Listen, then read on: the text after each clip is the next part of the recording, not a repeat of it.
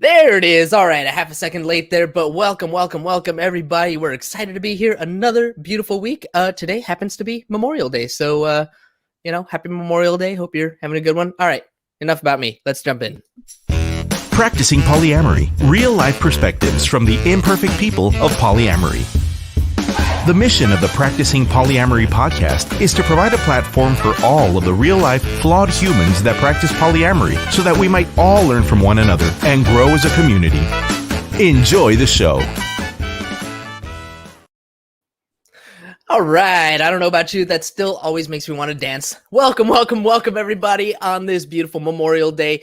Before we jump in and chat with today's awesome guest, I want to quickly remind everybody to please follow the show on all social media platforms, especially Facebook, Instagram, that's where I'm most active, and subscribe on YouTube, Spotify, iTunes, wherever it is that you download podcasts. You can find us everywhere at Practicing Polya. Following and sharing is a free and easy way to support the show.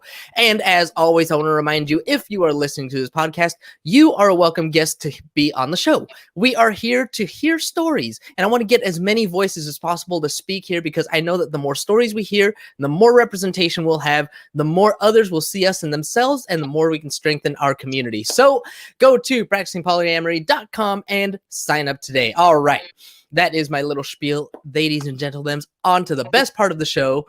Introducing today's guest. Our guest today is an animal lover and vegetarian who enjoys farmers markets and cooking new meals. I swear you're not on a dating show. But when I say animal lover, I really mean it. Not only does she have 5 cats, 4 carrots, and 2 snakes. Did I say carrots? I meant ferrets. 2 snakes. She also has a degree in zoology. But she's not a zoologist. She's a marriage and family therapist who specializes in working with polyam and other non-monogamous families to help them navigate relationship issues when one partner or another has OCD, depression, ADHD, BPD, and or anxiety, among a myriad of other things, I'm sure. So why does it matter that she's got a zoology degree? Her specialized education in animal biology provides her additional knowledge about the behavioral and biological nature of stress, significant life change, developmental changes, human sexuality, and relational challenges. In other words, we're animals and we function much the same as other animals. So let's dive in and see what we can learn from our guest today about how our lizard brains can help us overcome resentment in relationships. Joining us today out of Sin City, Las Vegas, welcome to the show, Nikki Beecher. Thank you for tuning. Oh, I hit the wrong one.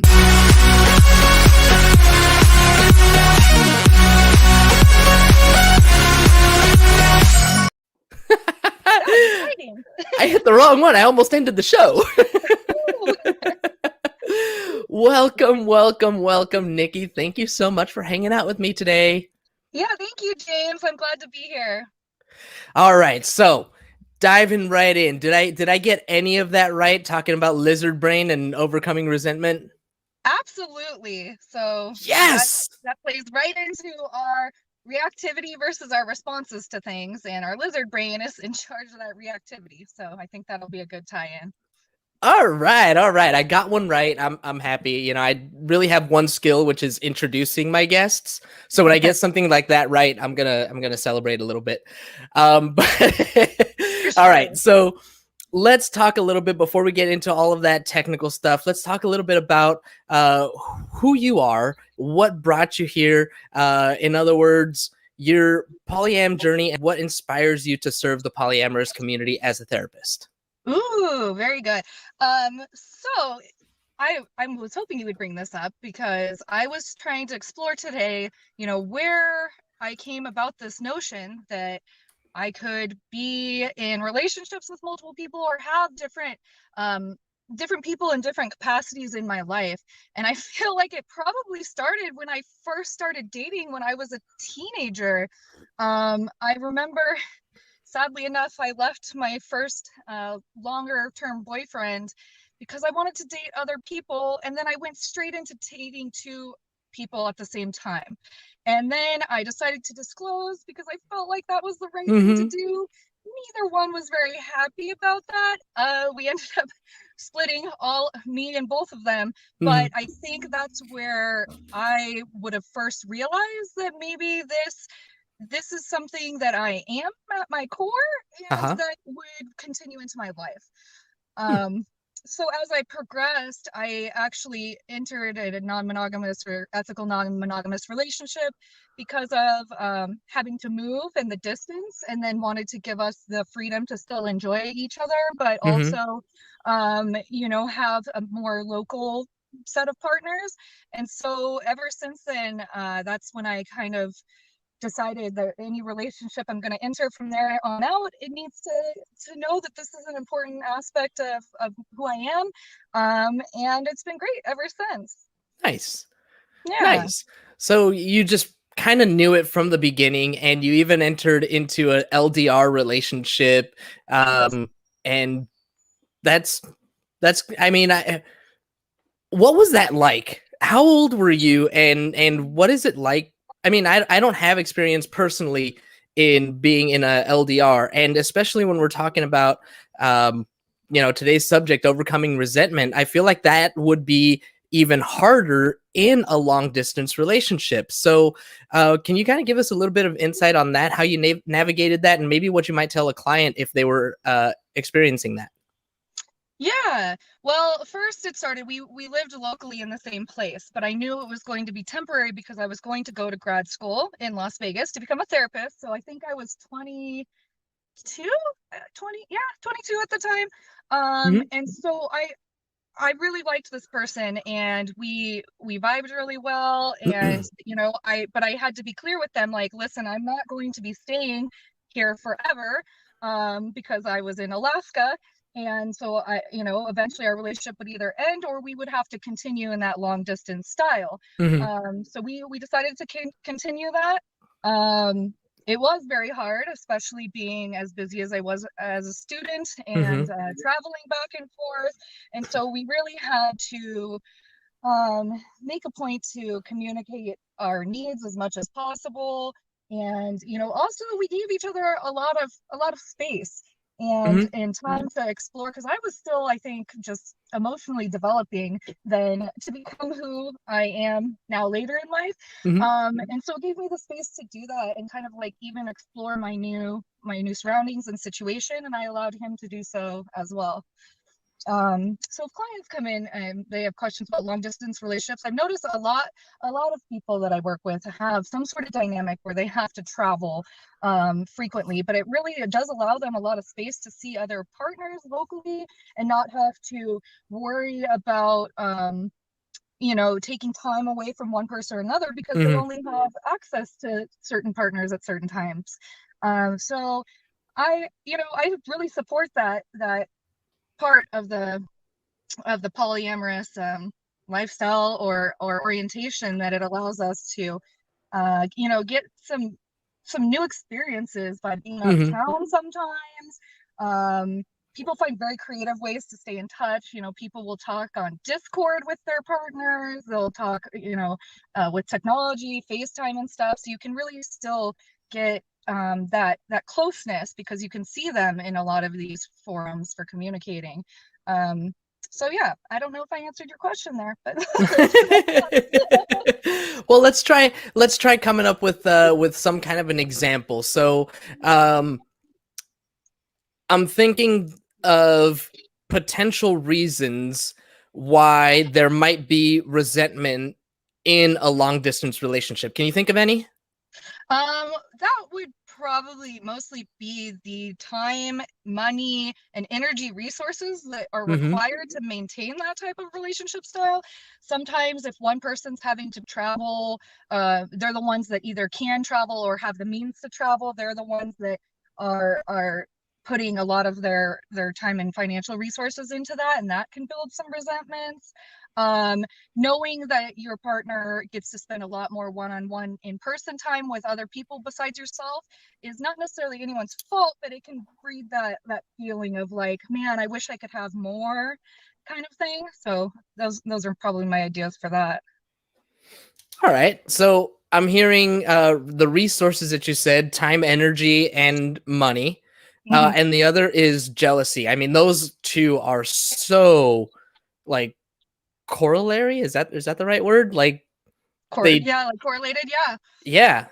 So those two things almost can be like one and the same. One partner is experiencing the jealousy because the other one doesn't have the time, energy, and resources. So let's just say it's a very general term, right? It's a very general topic, but what are the steps? What are the first early steps that a couple can take if they're having this kind of a situation?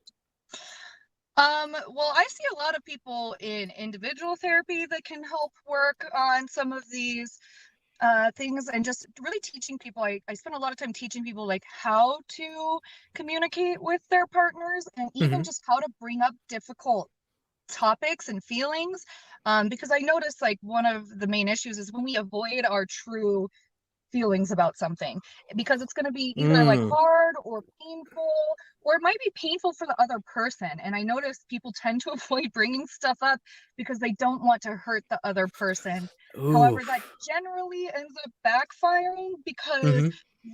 then you're not being true to yourself, and they also don't get to make decisions based on your true feelings because you're not articulating them. So I spend a lot of time helping people explore how they would introduce ideas to their partner, maybe changing up the dynamic. You know, some people want their long distance partner to be their boyfriend or girlfriend or what have you. Some of them just don't put a label on it, and there's someone they visit every so often. And all these relationship styles or orientations are valid, but sometimes we have to like help people lean into the natural style that their relationship like organically transitions to. Hmm. And so because of long distance relationships, they can't see each other so often. Sometimes there's there's a lot of chosen distance in between the times that they see one another, and that's just as valid as someone that you talk to every day and you text good morning to and all that good stuff. So sometimes people just need to lean into what works for them and that other person, and they don't realize that there's like a whole spectrum of options of how involved, I guess, you guys are with one another. Hmm. And I wasn't aware that was something a person could do. I love that. That was cute. I mean, that it's pretty true though. People just don't know, like you said, that they have other options, and so they keep trying to essentially force a round peg in a square hole, right? Mm-hmm. I see a And lot of that. yeah, that's definitely not going to work. So it sounds like communication obviously is a huge thing. Making sure that we're on the same page, allowing that the natural progression of the relationship. It kind of gets me to thinking about expectations Ooh. and how a lot of people will come into a relationship with certain expectations, and when the relationship doesn't meet that expectation, they are disappointed or hurt, or all of these different feelings. So what would we say if we're entering, if we're maybe new into a long distance relationship or any relationship? Let's talk about expectations and how setting the right expectations or communicating expectations can help us prevent future resentments. Ooh, that is a great point, because sometimes I get clients that have already enacted some sort of dynamic or agreement, and it's already not working, and that's why they come and see me. But if we can get ahead of it, or at least start early, I think people need to talk about what they feel like they may need in terms of time, what they may need in terms of communication, like how frequent and in what manner, such as like some people just text the whole time, some people talk on Discord, and then some people have full video chats with those partners every night. But you can be wildly different in what you want from your partner than what they want from you. So Hmm. first, I think it's just talking about like parameters, like how often, how much are we going to come see each other? Is it once a year? Is it once a month?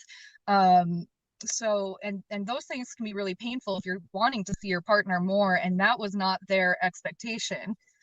So yeah, that Today, Junior? I love the little clips. So setting good expectations, especially around the amount of time, around the type of communication. You were talking about what type of communication and like how frequently. I mean, when do we? Trying to think here, like when do we set these expectations, and when are they open to negotiation? I have the belief that everything in a relationship is a rolling negotiation, because I've seen couples that anyone who's been together longer than like 4 or 5 years, Mm-hmm. you're pretty different for the most part than you were at that time, especially if we are, in our 20s, I think, when we're entering that relationship. But even older individuals really recreate themselves more often, I think, than people realize. And so having just continued dialogue is of utmost importance, and I think bringing things up when you feel them or when you think them, and sooner rather than later. I think I said earlier, sometimes we just wait way too long to be authentic with our partners for Mm-hmm. various reasons that are pretty good reasons. But then we don't give them the opportunity to negotiate what that means for them. Whether it's we decide, we want to take on more partners ourselves, or we want to dial back on this relationship, or if we're going through a stressful life event, we may change drastically because our priorities are going to change. Mm-hmm. Mm-hmm. So I think as soon as you know it, you should say it. As soon as you know it, you should say it. That kind of ties back to the other thing you were saying, which was about having hard conversations. A wise man once said, a friend of mine once told me, that the level of success that you can expect to have in your life is corollary to the number of difficult conversations that you're able to have. What do you think about that? Ooh, say it one more time for me. The amount of success that you can have in life is equal to, or it is in conjunction with the number of uncomfortable conversations that you're able to have. I love that. Well, for one, therapy is just a series of talking about things that you probably don't necessarily wish to talk about, which is why sessions are only 50 minutes or an hour long, because we would get flooded with all of those emotions and stuff if it were any longer. So I really do think there's power to that. Even just being the flawed humans we are, we make mistakes and stuff. Mm-hmm. And it's not a matter of avoiding making mistakes in life. It's about how we handle it after the fact and how we respond to whatever happened. And so that requires, like, for example, if we did something that such as like crossing a relationship boundary that we know that is going to upset our partner, bringing it to the table is usually the most ethical and empowering thing you can do. It is to talk about it and be honest and forthright. And without those conversations, the harm just continues. So that was really wise of your friend who said that. I like that a lot. 60% of the time, it works every time. Every time. But actually, what you said there, if you make a mistake, whatever the case might be, whatever the situation is, you said it's empowering to bring it to the table. You said it could be embarrassing, and yeah, for sure, it's but empowering. Can you tell me about how it's empowering?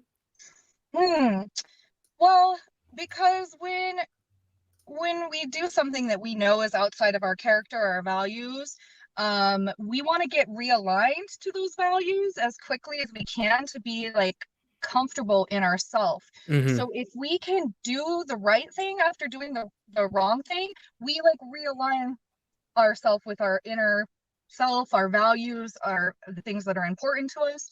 And so that ends up feeling really, really good for people. I tell people the more congruent, like the math term, where the Mhm. shapes are the same shape and size, and they match up. The closer we can get to congruent to ourselves, the more at peace and like well-being we tend to feel. And so being honest about mistakes and having true, authentic apologies, and allowing your partner to make choices based on your mistake, whether it's, you know, they choose to forgive you, or you guys need to go to counseling, or they may not forgive you, and that is their prerogative. But you've given them that opportunity, and you've honored yourself, and you've honored the other person. And to me, that's empowering. Well, that's cool, baby. I mean, you know how it is. He was avoiding his feelings in that scene, but whatever. We won't talk about that.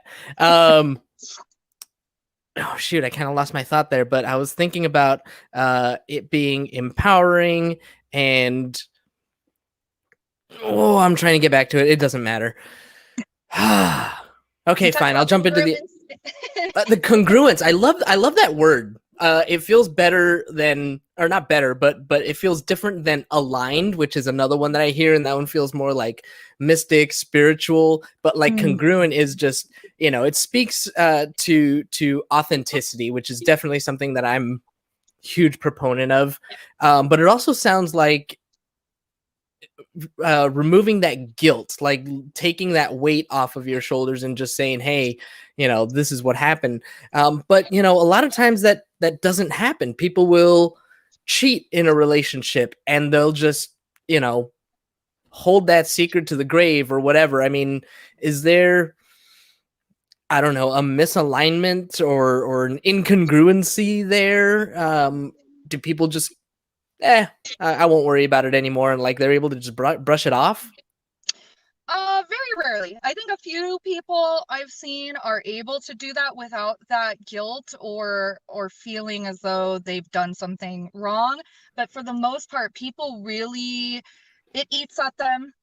They avoid reminders of that too, and that's what's kind of difficult, is that it's going to come up in subtle ways throughout your relationship, the fact that you're holding on to something, and you may not even be in control of that. Like our subconscious, I believe, holds on to some of those thoughts, and you know, you may slowly poison your relationship by holding on to that information without even thinking that that's occurring.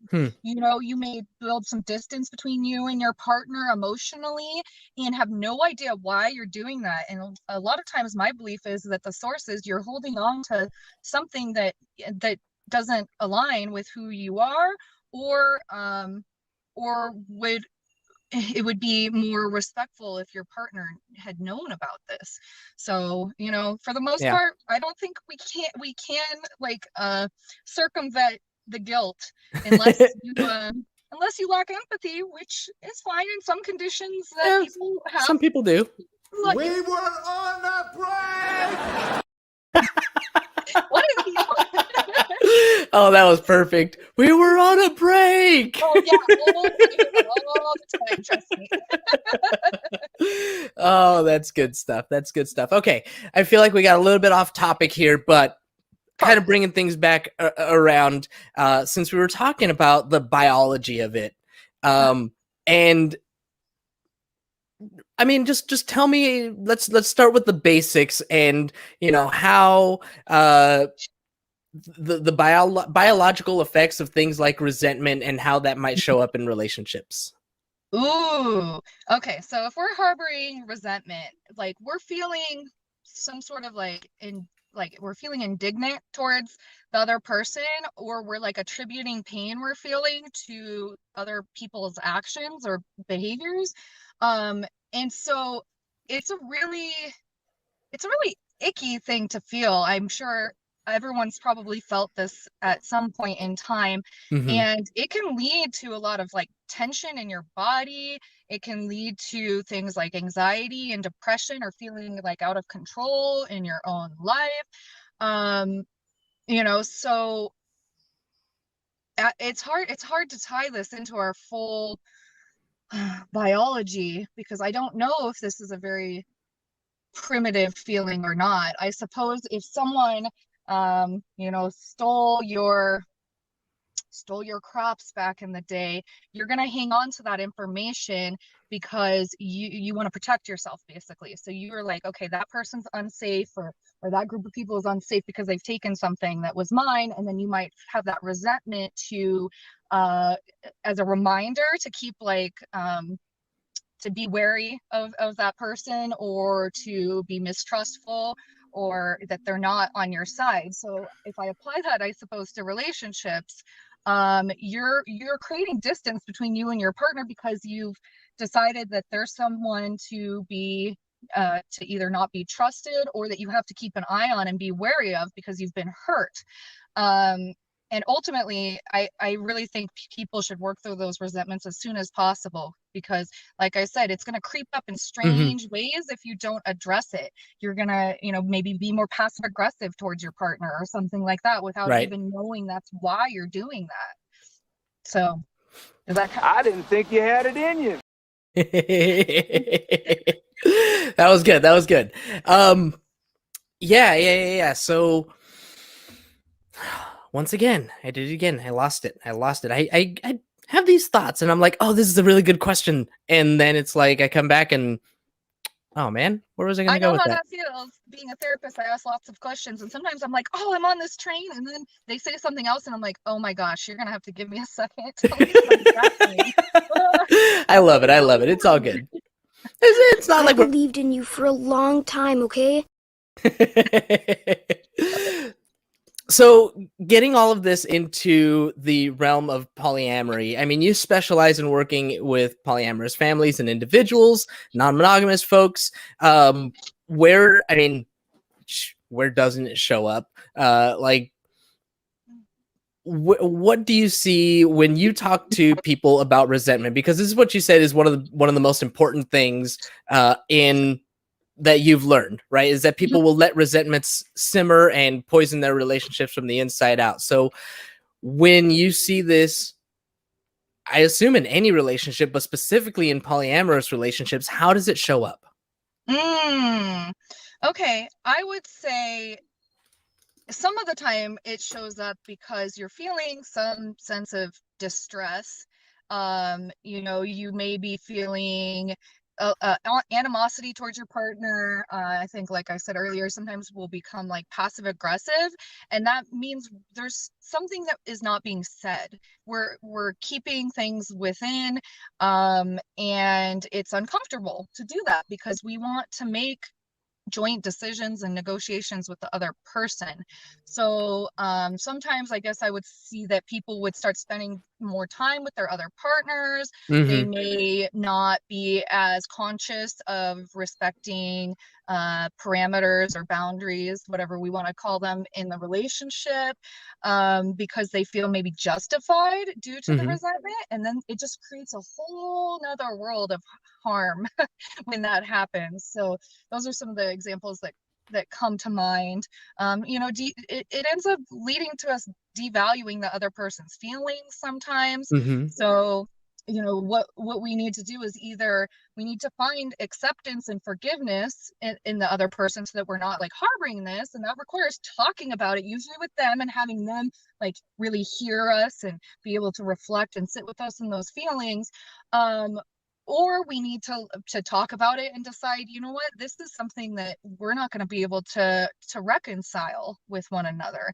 And that may mean we need to pursue other options with our relationship style. Maybe it needs to change, or maybe we're not going to be compatible together if we can't get through this kind of thing.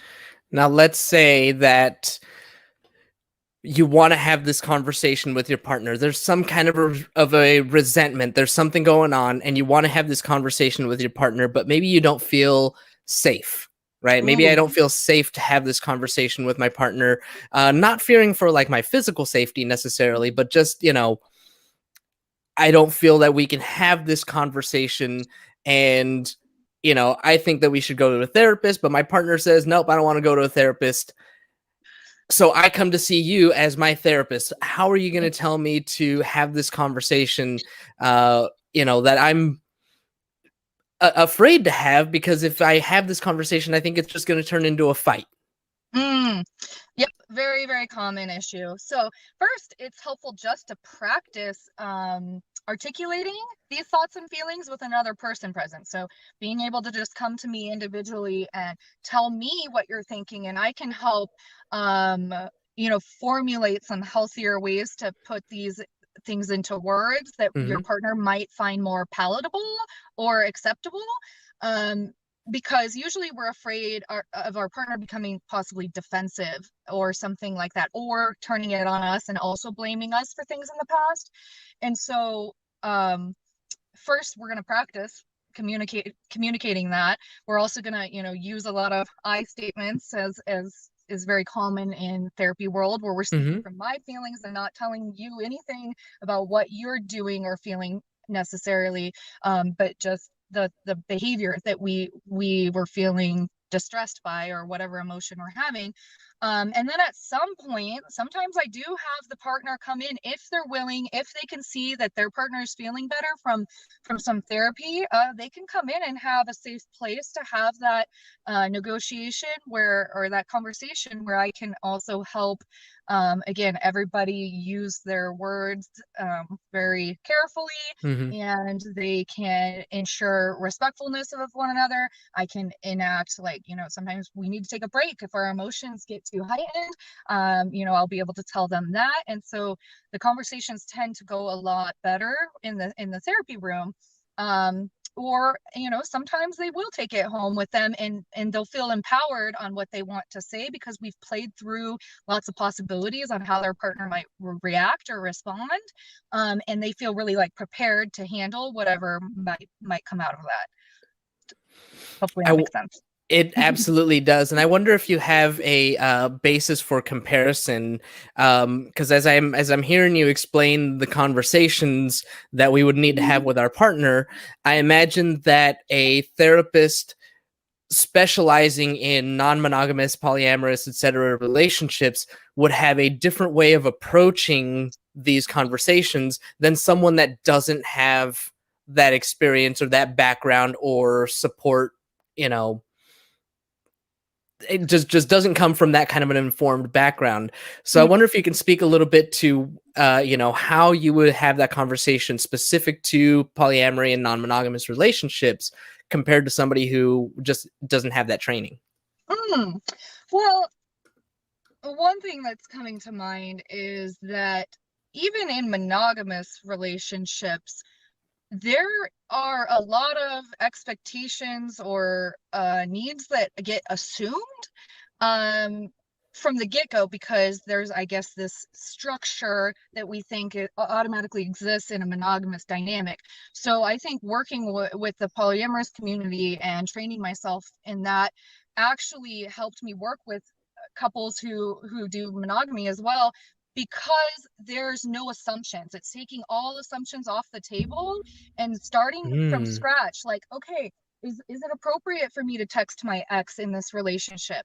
And I may not know how my partner feels until we talk about that. Is it hmm. appropriate for me to have an emotional online connection with someone else? Yes or no? And those questions are the same in a monogamous relationship. They tend to have a lot more assumption that Right. this is yes, this is no. Can I follow my previous partners on Instagram? Yes or no? With non-monogamy or polyamory, all of that we don't know. We have no idea where the parameters lie until we discuss it.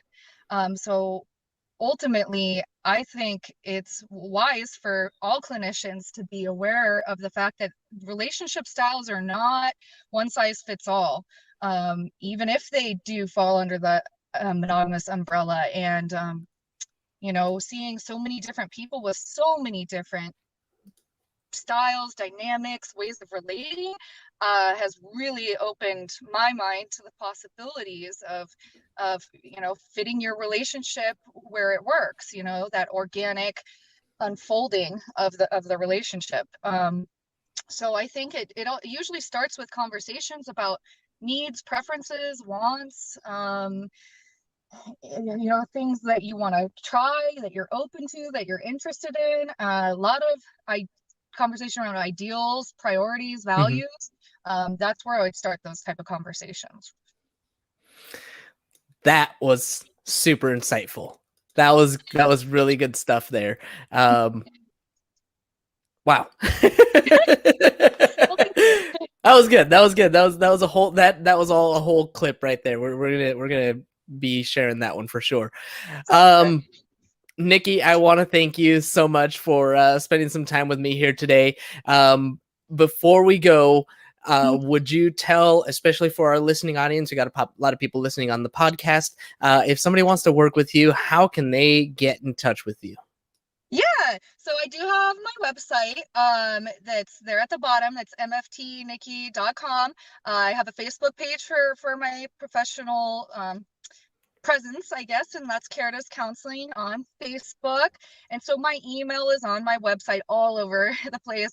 My client safe phone number is on that website as well. So, you know, I'd be happy to have people email in and touch base with me via those means. And where do they have to be located in any specific place? So in order to be a client of mine, you do have to reside somewhere in the state of Nevada. You know, if people just want to reach out with their questions or comments, feel free to email me anyway. But yes, sadly, you must live in my state due to my licensure to work with me. Cool beans, cool beans. All right. Well, it has, like I said, been an absolute pleasure. I just want to say thanks again for spending some time. Yeah, it was really fun. Thank you so much. Thank you. And thank you, as always, to our live audience for tuning in today. As a reminder, when we're live, you get no commercial interruptions, but the same can't be said for those podcast downloads. So if you want to avoid the commercial interruptions, be sure to catch us live Monday through Wednesday, 2:30 Pacific time, or sign up for Patreon, where you'll get access to our commercial-free RSS feed and support the show. Don't forget to subscribe on YouTube, wherever it is that you download your podcast, if you haven't already, and please leave us a review. We'll really appreciate it. Thank you all so much, as always, on this Memorial Day. Have a nice day! Thank you for tuning in to the Practicing Polyamory podcast. Would you or someone in your polycule like to be a guest? Sign up at practicingpolyamory.com and join the conversation. Please support us by subscribing, liking, and following us on social media at Practicing Polya by clicking any of the affiliate links on our website or by subscribing at patreon.com/practicingpolya.